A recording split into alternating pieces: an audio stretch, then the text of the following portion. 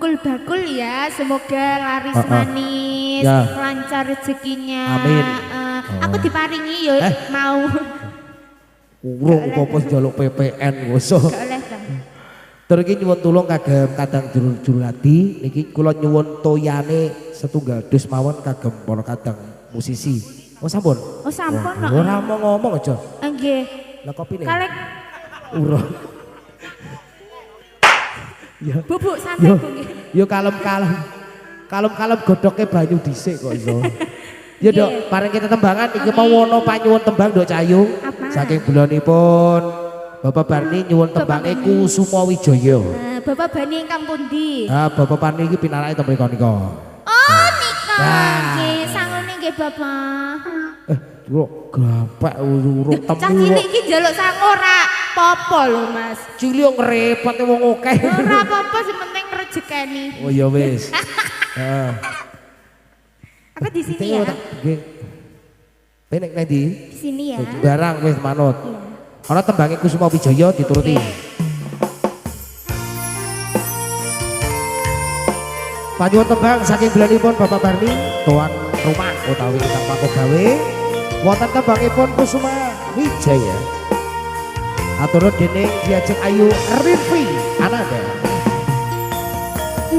Yang mekaran semi puspita ning taman sari manglong manungsa wangi lawan bungane dadari ngambarun sesmito sang kumbang wayang rangsang pucuk sarine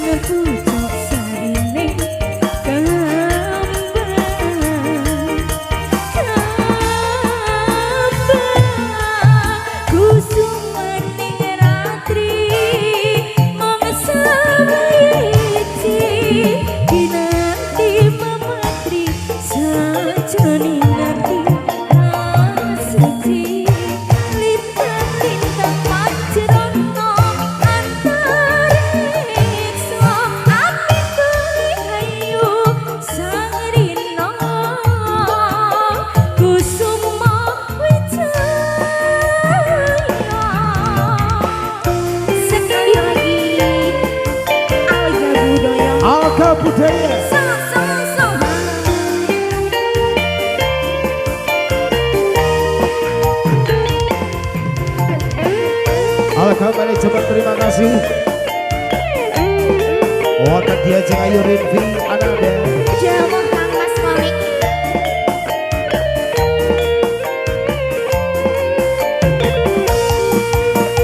Ya, ayo Dok.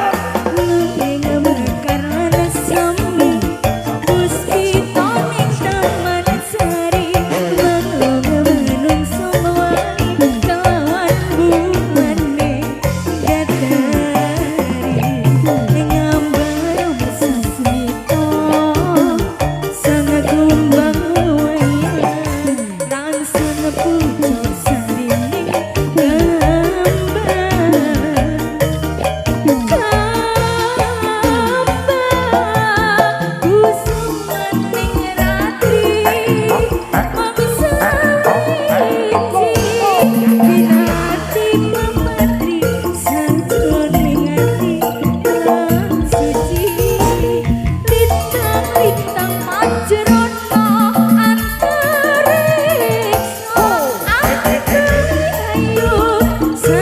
sarita kusuma wijaya kusuma nirati mangsa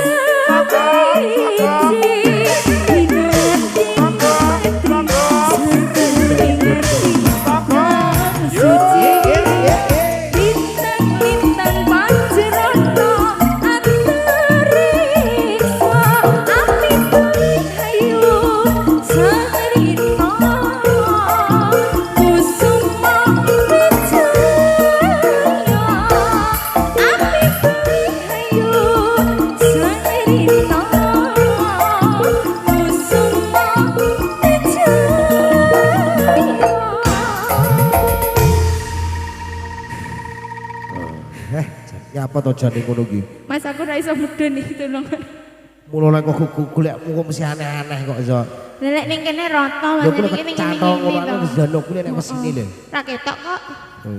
Oke, satu tembang Kusuma Wijaya sampun katuraken. Ini panjenengan tembang saking beneripun Bapak Barni. Bapak Bani. Ingkang maku gawe ngono lho. Lha Bapak Bani teng pundi kok malah kok ngilang? Emang lho dijaluki kopi karo cacah sing digodhokne banyu ngono mang lho sing santai lho. Nyopo to tak kira lek wis pulang mung ape tak jaluki kok. Kok pulang itu sumahe ngendi kok iso? Lha omahe ngendi? Iki iki kok. Oh, maksudnya pulang ke rumah yang kedua.